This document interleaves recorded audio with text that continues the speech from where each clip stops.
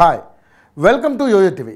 BRS నేత Patancheru MLA గూడి మహిపాల్ రెడ్డి ఇంటిపై ఎన్ఫోర్స్మెంట్ డైరెక్టరేట్ సోదాలు చేపట్టింది.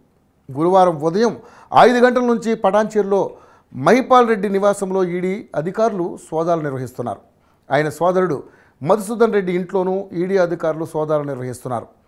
పటాన్చెరులోని 3 ప్రాంతాలతో పాటు నిజాంపేటలోని మహిపాల్ రెడ్డి బంధువుల నివాసాల్లో కూడా సోదాలు కొనసాగుతున్నట్లుగా తెలుస్తోంది.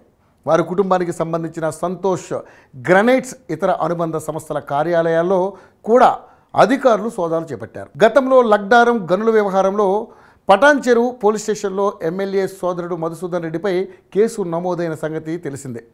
ఈ కేసులో ప్రధాన నిందితుడిగా ఉన్న మధుసూదన్ రెడ్డిపై పటాన్చెరు పోలీసులు దాఖలు చేసిన ఫస్ట్ ఇన్ఫర్మేషన్ రిపోర్ట్ ఆధారంగా ఈడీ దర్యాప్తు చేపట్టింది. మధుసూదన్ రెడ్డి మనీ లాండరింగ్ నిరోధక చట్టం కింద అభియోగాలను ఎదుర్కొంటున్నారు. ఈ ఆరోపణలన్నింటికీ సంతోష్ గ్రనైట్స్ కేంద్రంగా ఉంది. అయితే గతంలో మధుసూదన్ రెడ్డి తన సంస్థల ద్వారా అక్రమ మైనింగ్ కార్యకలాపాలు నిర్వహిస్తున్నారనే ఆరోపణలపై స్థానిక పోలీసులు అరెస్ట్ చేశారు. అక్రమంగా మైనింగ్కు పాల్పడ్డారంటూ మండల రెవెన్యూ అధికారి ఫిర్యాదు మేరకు అతన్ని అరెస్ట్ చేసి జ్యుడిషియల్ కస్టడీకి తరలించారు. పటాన్చెరు నియోజకవర్గంలో అక్రమ మైనింగ్ కార్యకలాపాలు వెలుగులోకి రావడంతో సంగారెడ్డి కలెక్టరేట్ వల్లూరు క్రాంతి ఆదేశాలతో సంగారెడ్డి ఆర్డీఓ రవీందర్ రెడ్డి ఆధ్వర్యంలో టాస్క్ ఫోర్స్ కమిటీ విచారణ చేపట్టింది. కమిటీ విచారణలో లగ్డారంలో మధుసూదన్ రెడ్డికి చెందిన కంపెనీలు నిర్వహిస్తున్న అనేక అక్రమ మైనింగ్ కార్యకలాపాలు బయటపడ్డాయి. ఇందులో కేంద్ర పర్యావరణ నిబంధనల ఉల్లంఘనలు, అనుమతించబడిన పరిమితికి మించి అనధికారిక తవ్వకాలు జరిపారనే ఆరోపణలు ఉన్నాయి.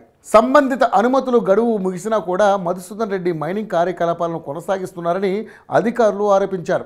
బినామీ పేర్లతో మైనింగ్ వ్యాపారాలు చేస్తున్నట్లుగా గుర్తించారు. రియల్ ఎస్టేట్ వ్యాపారంలో బినామీ పేర్లతో పెట్టుబడి పెట్టినట్లుగా ఈడీ అధికారులు పేర్కొంటున్నారు. ఈ క్రమంలోనే ఇటీవల మధుసూదన్ రెడ్డికి చెందిన లగ్డారంలోని క్వారీ కార్యకలాపాలను స్థానిక అధికారులు సీజ్ చేశారు.